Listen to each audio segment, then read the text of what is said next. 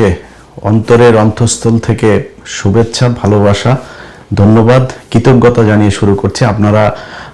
আমি যে চিত্র বাংলাদেশের বিভিন্ন জায়গায়, বিভিন্ন কেন্দ্রে, বিভিন্ন জেলায় যে ছবি, যে তথ্য আমাদের কাছে এসেছে, শত শত হাজার হাজার মানুষ ভোট থেকে তারা ভোট কেন্দ্রে গিয়ে দাঁড়িয়ে আছে। 7:30টার আগের থেকে লম্বা লাইন প্রতিটা কেন্দ্রে। আপনাদের এই যে দায়িত্ববোধ, এই দায়িত্ববোধটা আর একটু কয়েক ঘন্টার জন্য আপনাদেরকে সময় বাড়াইতে হবে। আপনারা জুলাইতে এই দেশে জীবন দিয়েছেন, আপনার সন্তান আপনার নিজের চোখের সামনে মারা গিয়েছে, আপনার এই দেশের মানুষ দাঁড়িয়ে বলেছে যে আমার ভাইকে গুলি করার পরে আমি আমার ভাইয়ের লাশ না নিয়ে যাব না, আমার ভাইয়ের আহত রক্তাক্ত শরীর না নিয়ে আমি এখান থেকে যাব না। পুলিশের গুলির সামনে দাঁড়িয়ে আপনারা টেনে হেসে আপনার আহত ভাইকে নিয়ে এসেছেন। আপনারা সেই জাতি। আপনাদের প্রতিটা কেন্দ্রে আপনি যে ভোটটা দিয়েছেন সেই ভোটটা রক্ষা করার দায়িত্ব আপনার। আপনি সেই ভোট গণনা হবে, ভোট কেন্দ্র থেকে সেটা প্রকাশ হবে, ঘোষণা হবার পরে সেটা আপনারা রিটার্নিং অফিসারের কার্যালয়ে পাঠিয়ে দিবেন। আপনার কাজ নেই, আপনি তারপরে যায় নাক ডেক তেল দিয়ে তারপরে ঘুমায়েন। কিন্তু এই সময়টুকু আপনাদের আশপাশে যেখানে জামাত ইসলামের ভাইরা যেখানে এই ভোট কেন্দ্রে থাকবে তাদের পাশে থাকবেন, তাদেরকে আপনারা পাহারা দিয়ে তারপরে রাখবেন। তাদের উপরে যদি কেউ আক্রমণ করতে আসে, কোনো দল, কোনো সন্ত্রাসী গ্রুপ যদি তাদেরকে হামলা করতে আসে, আপনার দেওয়া ভোটের বাক্স কেউ যদি ছিনিয়ে নিতে আসে, সেটা রক্ষা করার দায়িত্ব আপনার। আমরা কালকে থেকে আজকে পর্যন্ত সারা বাংলাদেশে বিভিন্ন জায়গায় আমরা দেখেছি যে তাদের যে হীন প্রচেষ্টা, তাদের যে ঘৃণ্য পরিকল্পনা, সেটা বাস্তবায়ন করার চেষ্টা করেছে বাংলাদেশের মানুষ, জামায়াত ইসলামী বাংলাদেশ এবং সবশেষ সেনাবাহিনীর কথা না বললেই না। তারা এগুলো রুখে দিয়েছে। সেনাবাহিনীর একটা অংশ গতকালকেও চেষ্টা করেছে যে নীলফামারীর যে ঘটনাটা, জামায়াতের আমির তাকে বিমানবন্দরে সে আসছিল, সে বিমানবন্দরে তো সে কারো কাছে টাকা বিলি করে নাই, সেখানে তো সে ভোট কিনতে যায়নি, তার বাড়ি নীলফামারী। সে এখানে বিমানবন্দর থেকে তার 50 লাখ টাকাকে বানানো হয়েছে বিপুল পরিমাণ অর্থ। বাংলাদেশে 50 লাখ টাকা এখন কোনো বিপুল পরিমাণ অর্থ না। এটা হচ্ছে 1 নাম্বার কথা। 2 নাম্বার, সে কোনো জায়গায় ভোট কিনতে যায় নাই। 3 নাম্বার হলো তারে এই জায়গাতে যে আপনি আটক করলেন, এই একই ধরনের ঘটনা, এর চাইতে বেশি পরিমাণের টাকা শহীদুদ্দিন চৌধুরী অ্যানির লোকের কাছে পাওয়া গিয়েছে এবং সেটা টাকা দিচ্ছিল মানুষকে, ভোটের মাঠে পাওয়া গিয়েছে। সেই টাকাটা পেয়ে তাকে সাথে সাথে ছেড়ে দেওয়া হয়েছে। বিভিন্ন টেলিভিশনে তাদের দলের লোকজন দিয়ে থ্রেট করা হয়েছে এই নিউজ তাড়াতাড়ি সরাইতে। যমুনা টেলিভিশন, তাদেরকে হুমকি দেওয়া হয়েছে, হুমকি দিয়ে তারপরে বলা হয়েছে নিউজ সরাইতে। তারা বলেছে 80 লাখ টাকা পাওয়া গিয়েছে, সেই টাকা কিছুক্ষণ পরে 15 লাখ টাকা হিসেবে তারা আবার নিউজ করেছে। এভাবে দুইটা ঘটনাকে দুইভাবে উপস্থাপন করা হয়েছে। আমরা গণমাধ্যমের গতকালকে থেকে যেই ভয়ঙ্কর রূপ দেখেছি, তারা 5 তারিখ থেকে 1 বিন্দু পরিমাণ কোনো শিক্ষা নেয় নাই।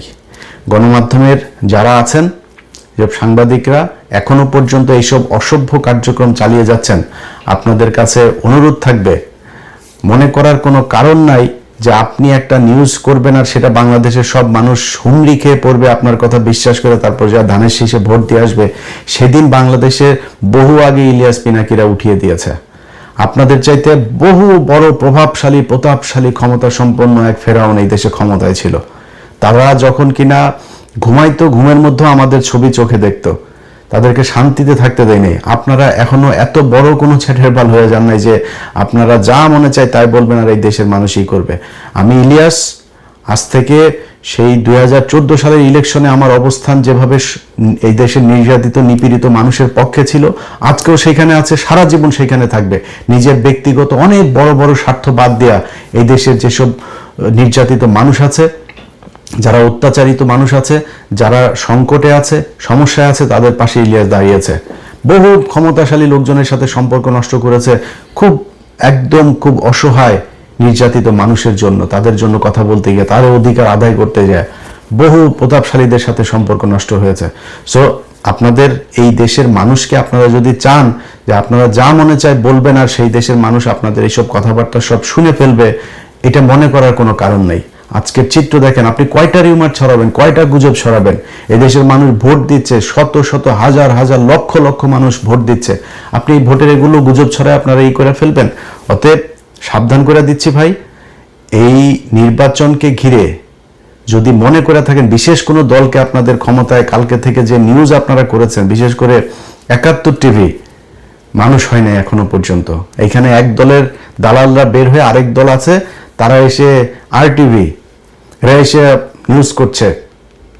দ্বার প্রান্তে তারেক রহমান প্রধানমন্ত্রী আবার গণভবনের দরজার মধ্যে যা দাঁড়ায় আছে। আরে বাবারে বাবা, মানে অবস্থা করুণ অবস্থা।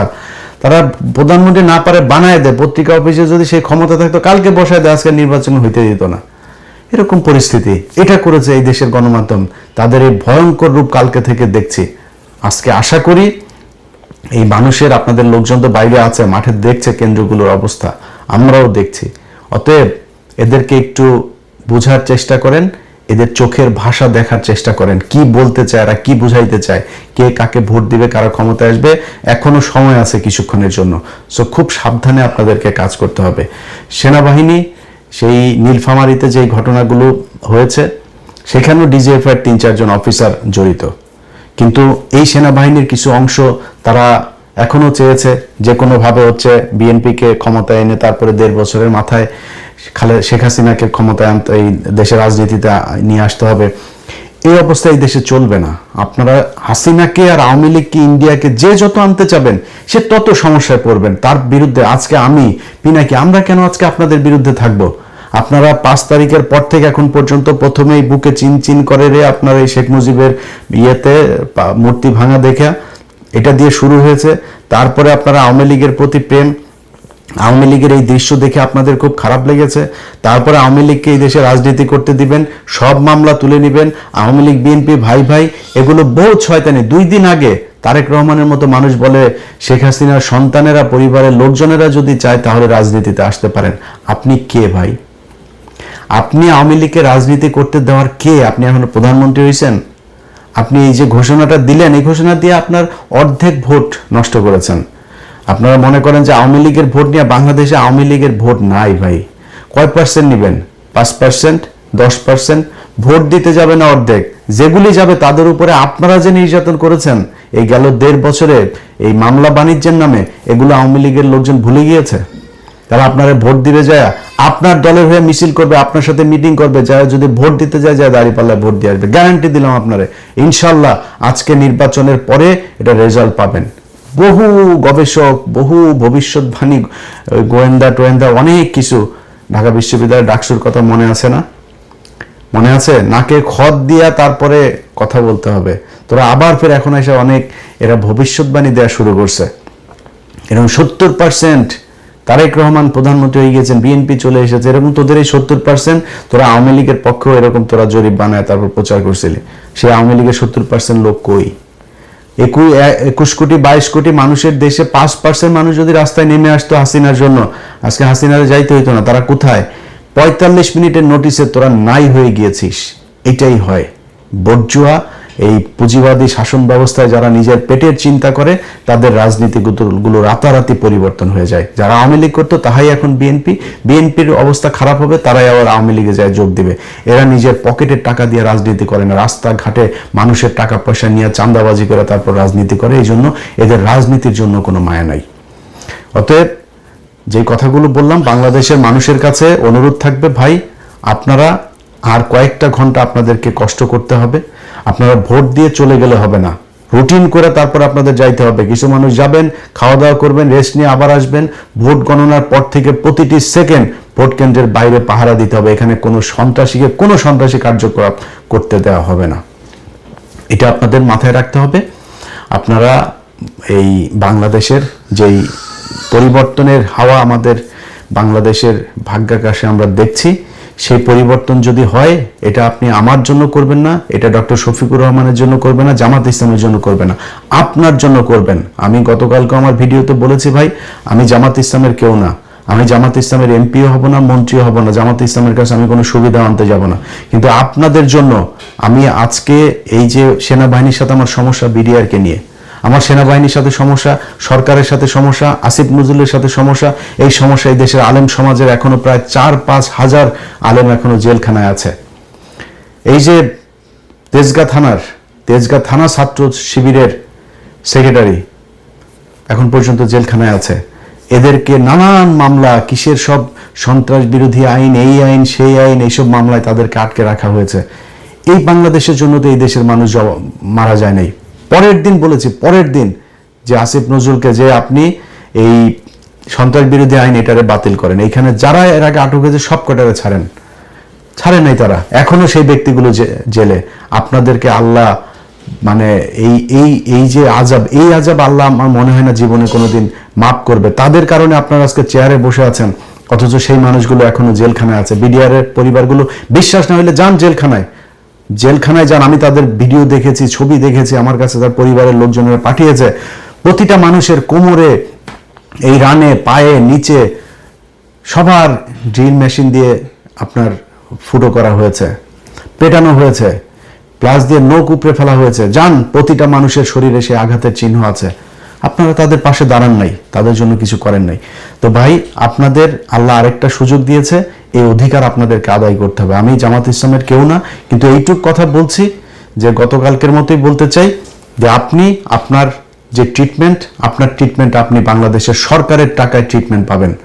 যেই ব্যক্তিরা কিছু হইলে, পাতলা পায়খানা হইলেও থাইল্যান্ড, ব্যাংককে, সিঙ্গাপুরে যায় তারপরে ট্রিটমেন্ট নেয়, তাদেরকে সেখানে যাইতে দেওয়া হবে না। তাদের সেই ট্রিটমেন্ট বাংলাদেশে করতে হবে এবং জামাত ইসলামকে বাধ্য করা হবে সেই আইন করার জন্য যে এই দেশের সরকার আপনাদের কাছে 1 বছর হোক, 2 বছর হোক কিংবা 3 বছর হোক, ক্ষমতা থেকে যাওয়ার 6 মাস আগে হইলেও তাদেরকে এইটা মানে প্রতিষ্ঠিত করে দিয়ে যাইতে হবে, প্রমাণ করে দিয়ে যাইতে হবে যে এই দেশে এখন এই মুহূর্তে সব ধরনের ট্রিটমেন্ট নেওয়া সম্ভব।